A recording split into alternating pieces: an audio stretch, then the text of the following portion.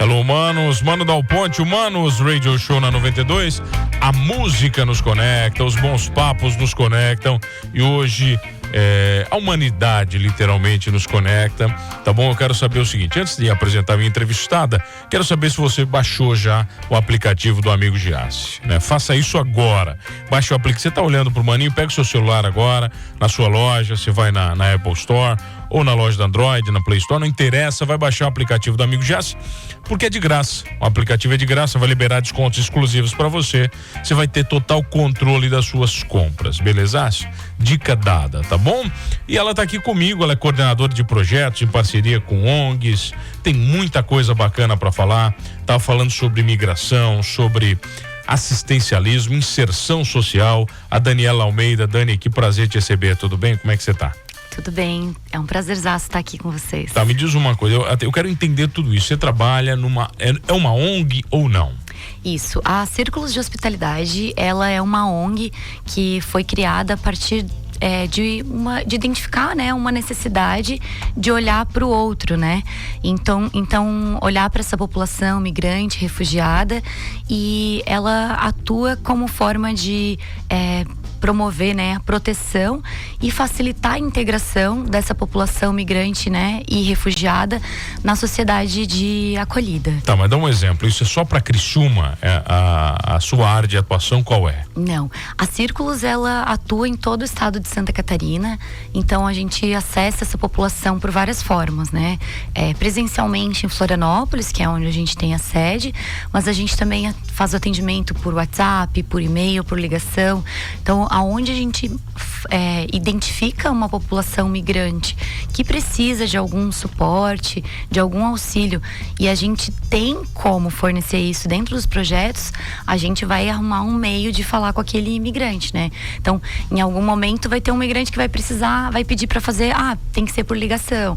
Um outro já vai conseguir fazer uma chamada de vídeo, e assim a gente vai mapeando, né, quais são as necessidades dele e o que a gente consegue atender dentro dos projetos. Mas como é que vocês encontram esses imigrantes? Porque muitos deles estão na ilegalidade, chegaram pelo rodoviária, por carona, por avião, quer dizer, cada um chega de um jeito, né? Como é que vocês encontram eles para saber se eles precisam de ajuda?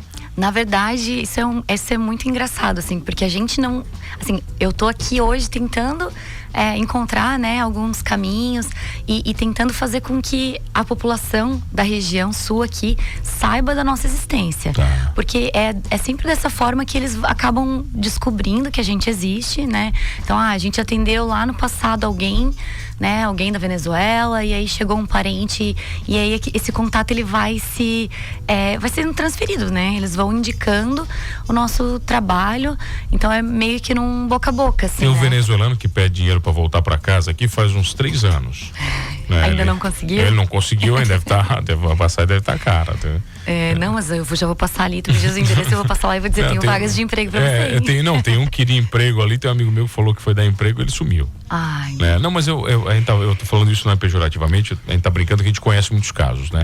Mas com certeza essa parte da imigração, porque inevitavelmente quanto melhor o lugar está, mais imigrantes ele vai receber. Né? Até porque vem um primeiro, acaba falando pra família, pra amigos, né? Pô, vem pra cá que aqui tá bom. Eu imagino, né? Eu tenho contato com muitos cubanos em Içara, trabalhando em postos de gasolina. O Brasil, na verdade, ele é um país que tem as fronteiras abertas, né? O governo, não só o governo atual, né? Mas o nosso governo, ele favorece esse acesso, né?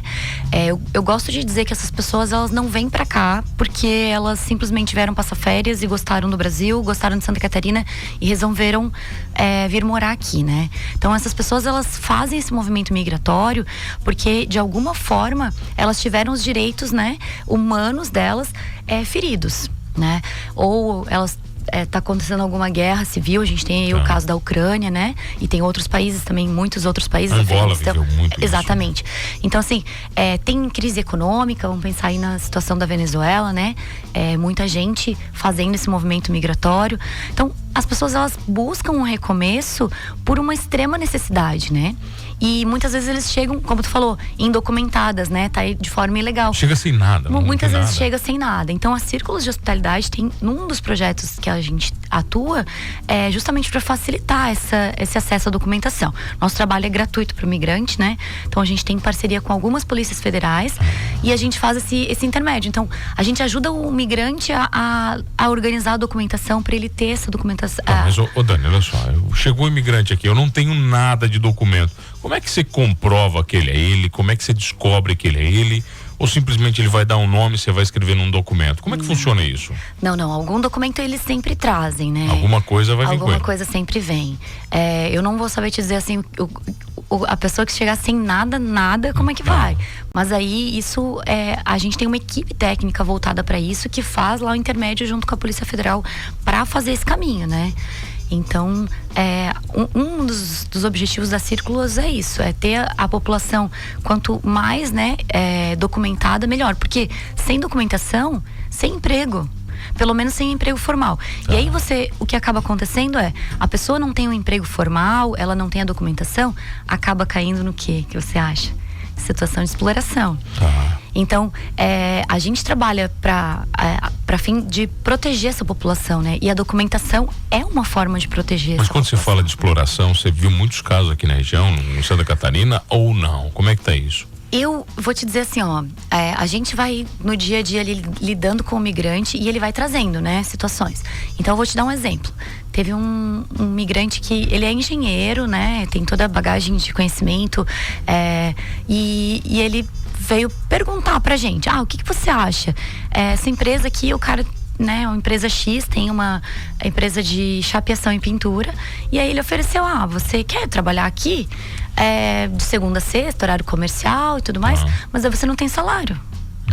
Por quê? Porque você vai ter o benefício de conhecer você vai aprender essa função.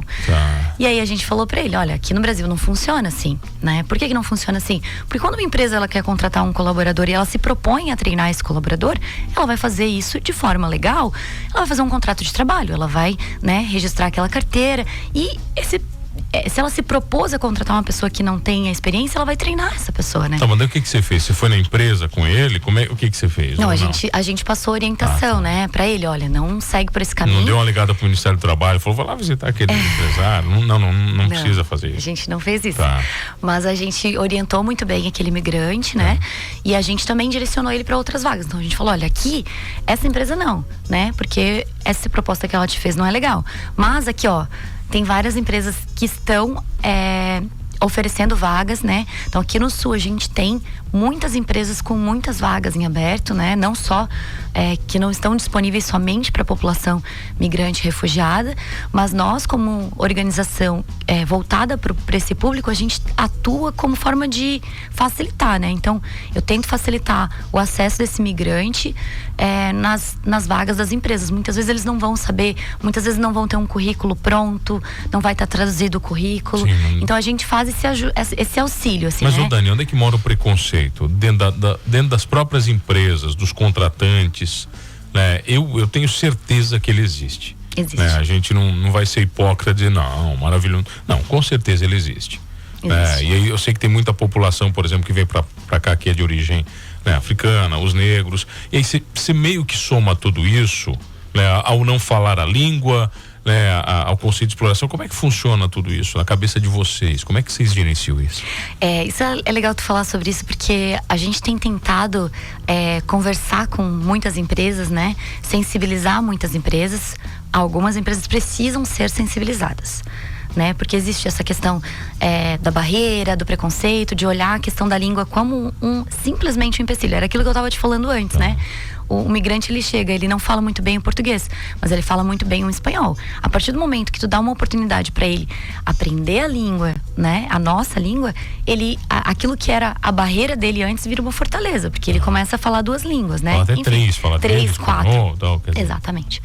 Então, assim, existem empresas que precisam ser sensibilizadas e existem empresas que não precisam ser sensibilizadas. O preconceito, ele está nas pessoas, né? As pessoas que estão dentro dessas organizações. Quer dizer, não é o CNPJ que é preconceituoso, é o CPF, né? É o CPF.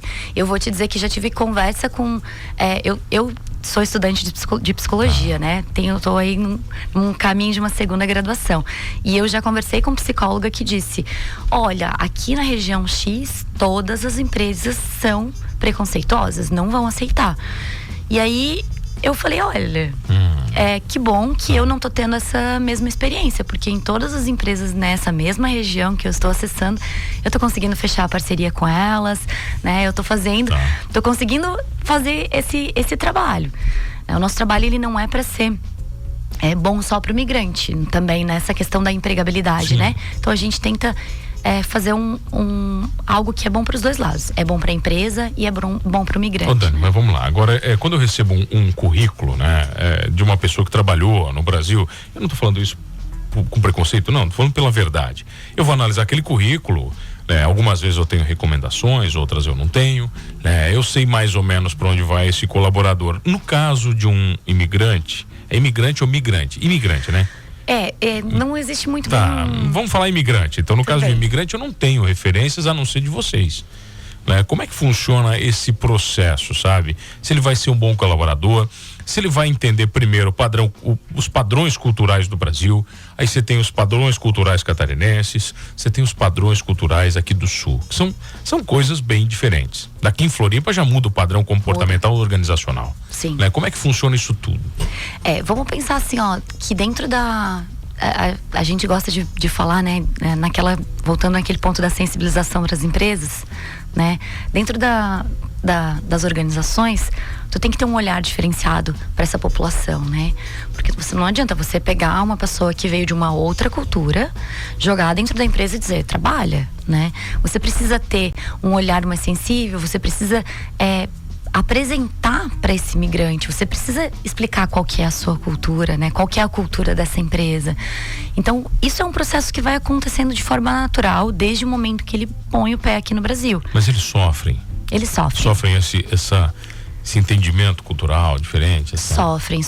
E assim, vou dizer, não é só ele que sofre, né? A gente também, às vezes, acaba esbarrando nessa questão cultural, às vezes acaba cometendo até algum desrespeito à cultura deles, né? Então, é uma oportunidade. Eu sempre encaro, assim, como uma oportunidade. Quando eu tô falando com alguém que é de uma outra cultura, eu tô encarando ali eu tô tendo a oportunidade de ter acesso a uma cultura que talvez eu não teria nesse momento por não poder fazer uma viagem, por exemplo, né? Então eu sempre encaro como uma oportunidade, assim, de estar acessando. Mas é claro que a adaptação cultural precisa ser muito mais deles do que nossa. Sim. Né? Quer dizer, eles estão vindo pra cá e não é soberba isso, quer dizer, você está indo para uma cultura diferente da sua, você tem que respeitar mais aquela cultura do que a sua. Você não vai inserir a sua naquela... Mas assim, acho que de uma forma geral eles vêm com uma abertura muito grande para isso, né? Essas pessoas estão buscando um recomeço. Mas vem fragilizadas. Muito fragilizadas. A maior parte das histórias, eu me emociono muitas vezes. Eu não quero que você conte, porque eu sou muito chorão. Eu sei como é que é. Eu me emociono porque eu vou contar a história, então, de repente, de algumas famílias que a gente... Não vai me fazer chorar, vai. Tá bom. Não, mas conta, vai. A gente fechou parceria com uma empresa aqui no Sul e eles estão com várias vagas em aberto, assim como várias outras empresas que a gente tem conhecimento também. Então, essa empresa disse, Dani, olha, eu tenho interesse em trazer pessoas que estejam em outras localidades aqui de Santa Catarina. Então a gente fez um processo seletivo na Grande Florianópolis e a empresa mapeou algumas famílias que teriam potencial de trabalhar. E a empresa facilitou, então, a vinda dessas famílias. Uma família veio para Cocal do Sul e uma outra família foi morar em Nova Veneza. Tá? A família que foi para Cocal do Sul é mãe, 2 filhos e agora tá vindo a avó também, né? Então, pensa, eles estavam numa situação de desemprego, né? Eles não tinham muita coisa para trazer na mudança. Então, o que eles trouxeram foi o que eles ganharam no caminho, né? A partir do momento que eles identificaram essa vinda para cá. E daí, eles vieram para cá empregados, a empresa forneceu ali um auxílio moradia, né? E aí, eles estão tendo a oportunidade, e se você falar com eles, você vai chorar, porque a mãe, ela começa a contar já com a voz embargada, quando ela vai contar a história, né? Da vinda, da oportunidade. Vieram da onde? Eles estavam morando em Florianópolis. Mas são de Venezuela, uma família, tá. E a outra família são haitianos. A família que foi para Nova Veneza são mãe e filho haitianos. Eles têm uma integrante da família que está no Haiti ainda, que eles não conseguem trazer, né? Então já existe ali uma quebra desse núcleo familiar, tem alguém que ficou para trás, né? Eles estavam morando dentro de uma comunidade onde a empresa, para acessar com o caminhão e trazer a mudança deles para cá, precisou pedir autorização, né, para entrar naquela comunidade para poder trazer essa mudança. E assim, tem famílias que têm mudança para trazer e tem famílias que não vão ter nada. Vão dizer, não tenho nada. Alguns acabam caindo no crime ou não? É natural você ver isso ou não acontece tanto? Eu desconheço, sim, né? Mas eu acredito que, assim como o brasileiro, na situação de vulnerabilidade, pode acontecer também, né? Então, é extremamente importante que os municípios estejam também abertos, né? Para ter esse olhar para esse imigrante, pensando nas barreiras que ele tem, né? Pensando no que eles trazem de bagagem, que eles podem colaborar com o município, né?